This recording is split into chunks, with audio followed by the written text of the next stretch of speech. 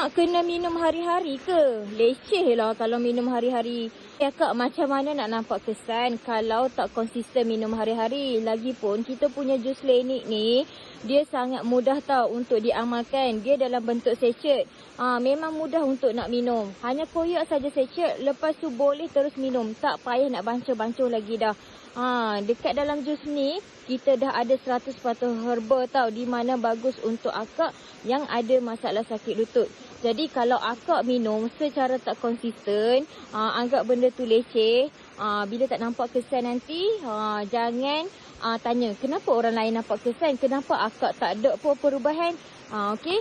Jadi untuk akak abang semua yang mana dah dapatkan jus Lenic tu ataupun yang belum dapatkan lagi dan baru nak cuba, boleh dapatkan sekarang di beg kuning di bawah. Okey, saya nak ingatkan, amalkan secara konsisten.